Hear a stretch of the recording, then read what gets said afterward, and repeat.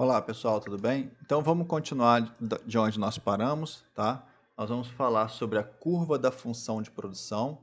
Lembrando que nós falamos na última aula que a função de produção representa a tecnologia de uma empresa que está sendo utilizada, né, por uma combinação ótima de insumos para gerar um produto. Tranquilo? Vamos pensar agora numa função bem simplificada, de uma função, em uma relação de insumo, produto bem simplificada, em que eu vou ter aqui um gráfico, tá? A gente vai usar um gráfico base aqui para a gente poder raciocinar sobre isso, em que nesse gráfico eu tenho no eixo horizontal a quantidade do insumo X1, tá? Por unidade de tempo, tá? Então é a quantidade do insumo variável X1 e aqui eu tenho Y, que é a quantidade do produto. Tá? Então, vou escrever aqui, ó. Aqui eu tenho insumo variável e aqui eu tenho o Y que eu estou chamando de produto. Tá? Não sei se vocês lembram lá da aula da aula passada, que a gente estava falando, ó. Nós falamos que, deixa eu voltar aqui, tá? Ó, o que a gente estava falando na aula passada? Que o meu Y é o meu produto, é uma função dos insumos. Tá? Para simplificar bastante o nosso raciocínio, eu estou falando que eu tenho um insumo X e um produto gerado. Vamos supor que isso daqui seja uma coisa bem tranquila para vocês entenderem. Seja o Y seja produção de leite ou ganho de peso de um animal e o X1 seja o consumo de ração, por exemplo, o uso de ração.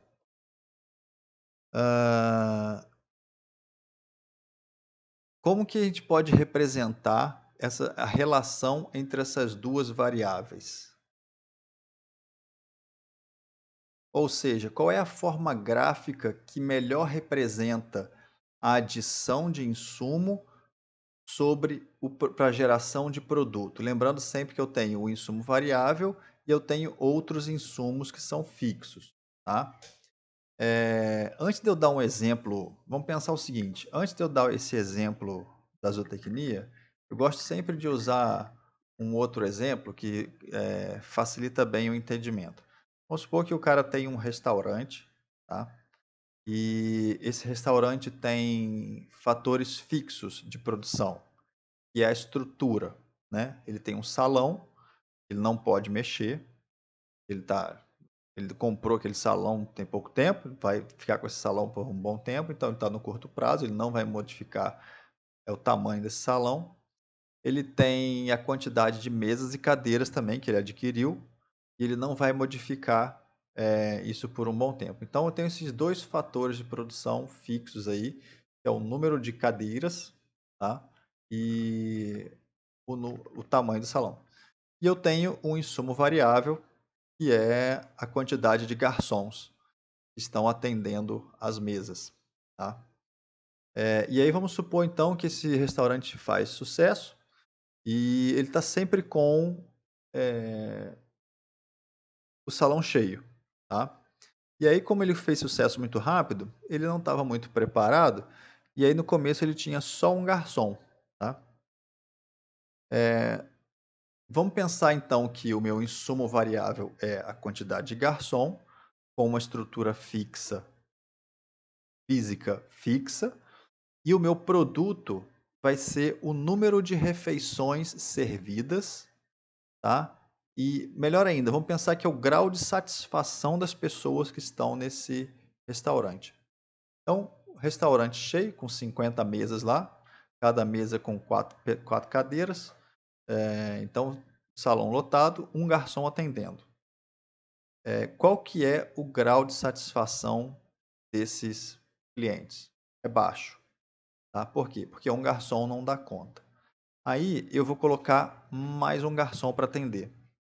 Vai melhorar significativamente. Vou colocar 2 garçons. Vai melhorar muito mais. Vou colocar 3 garçons. A quantidade de refeições servidas vai ser maior, o nível de satisfação dos clientes vai ser maior ainda.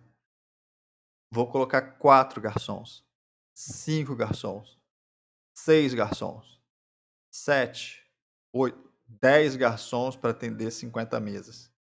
Aí eu cheguei, tipo assim, num ótimo, tá? Aí eu consigo servir, todo mundo fica super satisfeito, tá tudo funcionando redondinho.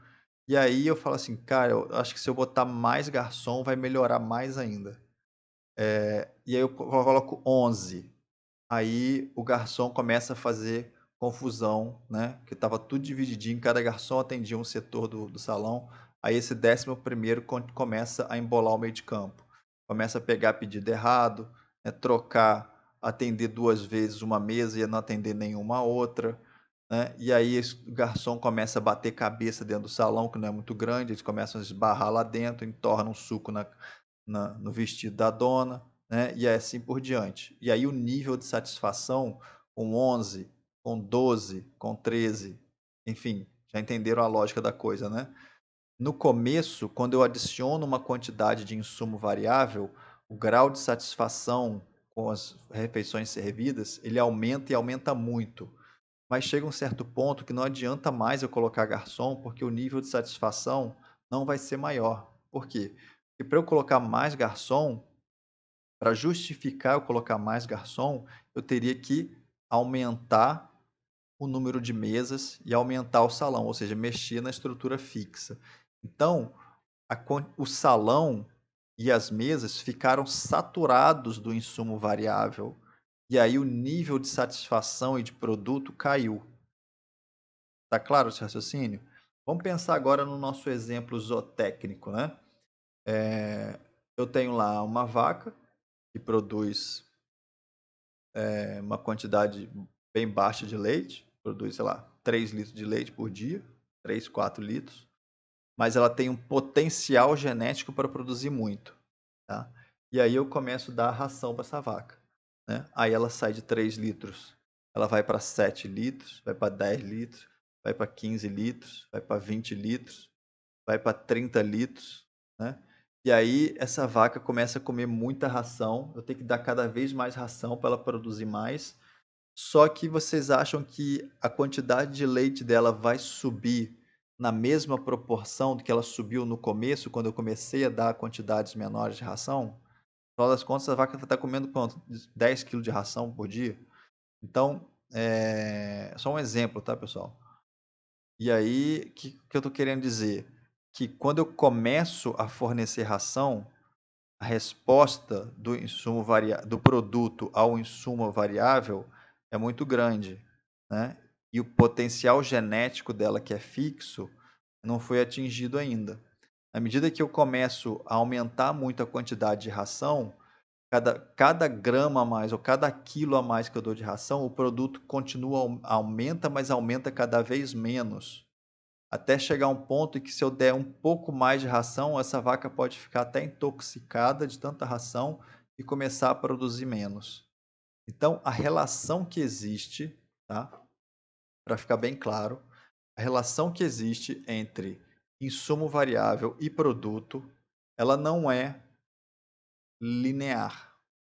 Ou seja, se eu aumentar Se eu aumentar o x, aumenta o y. Ó, eu estou aumentando o x, eu estou aumentando o y. Ó, aumenta o x, aumenta o y. Aumenta o x, aumenta o y. Então, notem que eu estou aumentando a quantidade de ração. Ó, estou aumentando a quantidade de ração e o meu produto está aumentando na mesma proporção. É isso que acontece na realidade? Não é isso, tá, pessoal? A relação de insumo variável e ganho de produção, ela não é linear. Tá? Então, qual que é a melhor forma de representar os ganhos de produção em função da adição do insumo variável aos insumos fixos? Tá? A melhor forma de representar é uma curva desse tipo aqui, ó. Não é tremida não, peraí. Vamos lá, vou tentar fazer ela bem bonitinha aqui. Já não consegui. Ela não é fácil de fazer com o mouse, não. Ficou legal.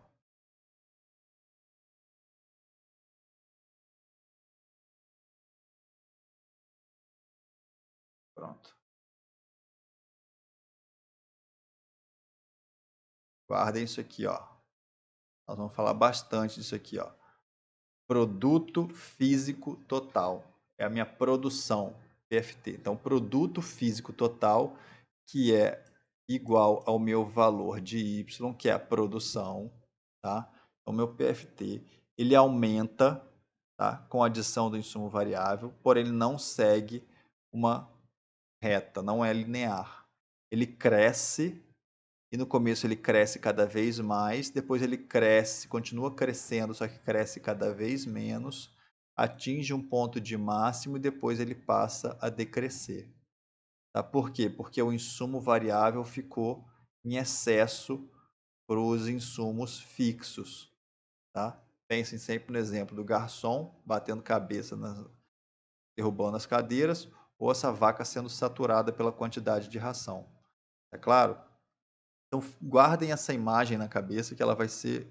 Nós vamos trabalhar com ela durante metade dessa segunda parte da disciplina. Lá no final, nós vamos transformar essa curva de produto físico total numa curva de custo total de produção. Tá? E aí, deixa eu ver o que falta eu falar aqui sobre isso. Tá. Então, essa é uma função de produção neoclássica moderna, tá? Que considera y como sendo uma função do insumo x1, tá? Essa é a representação gráfica dela. Nas notas de aula eu tenho um exemplo aqui que é bem didático, tá?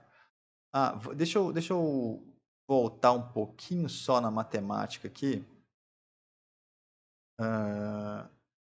Vou voltar um pouquinho só na matemática para vocês relembrarem um conceito importante. Tá?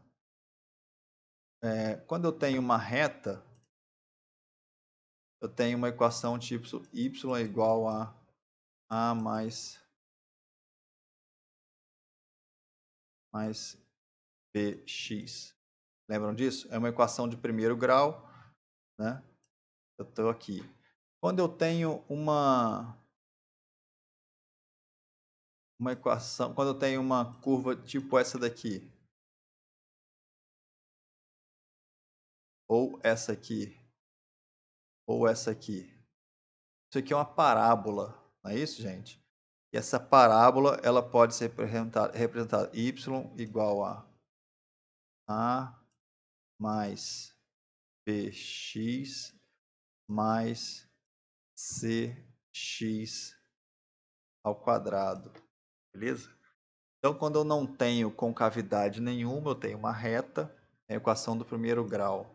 Quando eu tenho uma equação quadrática, ela pode ser, ela pode ser dessa forma e ela pode ser dessa forma também, né? Deixa eu melhorar aqui então.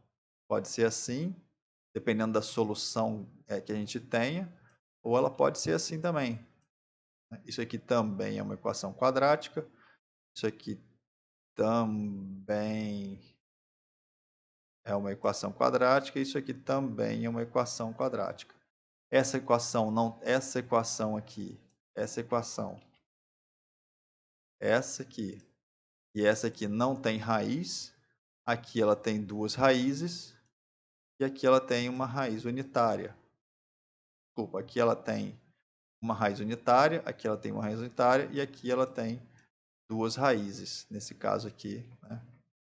É porque o meu eixo só não ficou adequado, mas ele corta aqui, então ela teria duas raízes aqui, uma raiz aqui, uma raiz aqui, duas raízes, uma raiz, nenhuma raiz.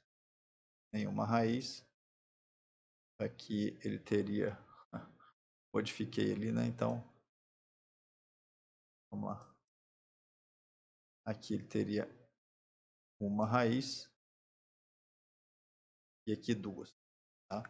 Mas isso não é o mais importante. Eu quero chamar a atenção aqui. Uma parábola, ela é representada com uma concavidade por uma equação de segundo grau.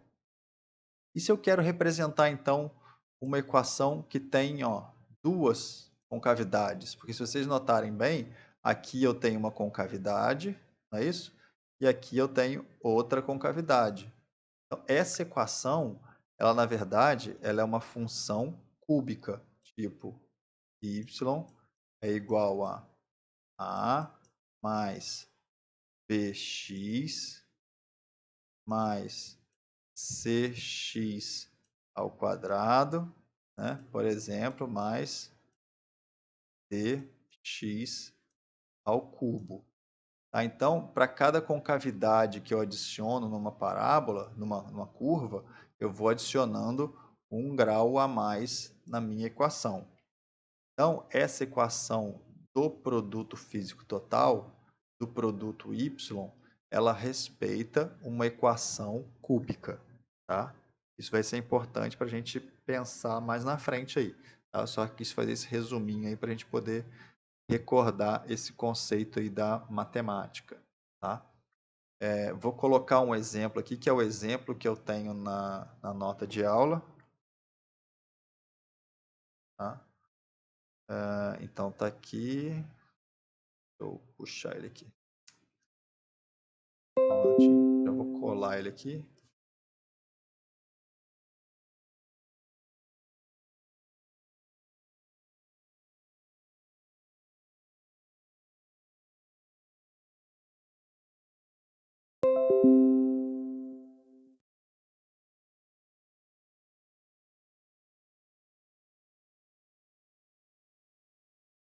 Então, por exemplo, se eu tiver aí uma função, eu tenho consumo de ração e o ganho de peso de um animal, eu estou adicionando, ó, 1 quilo aqui, 1 quilo, 1 quilo, 1 quilo de ração, 1 quilo, 1 quilo, sempre adicionando 1 quilo a mais de ração. E para cada quilo a mais que eu adiciono, no primeiro quilo ele ganhou 0,16, depois ele foi para 0,56, depois ele passou para 1,12, depois ele passou para 1,73, depois para 2,3, 2,7, 2,9, 2,8 e 2,27. O que vocês notaram aqui? Daqui para cá, ó, cresceu 16, né? Então vamos considerar esse primeiro aqui. Daqui ele tinha 16, 0,16. Do 0,16 para o 0,56, ele cresceu o quê? Mais 40. Ou seja, 56 menos 16 dá 40. Do 56 para o 1,12, ele cresceu mais 56. Ou seja, ele cresceu mais do que ele cresceu anteriormente, tá vendo? Cresceu 40 no primeiro, depois cresceu os 56, que é 1,12 menos 56.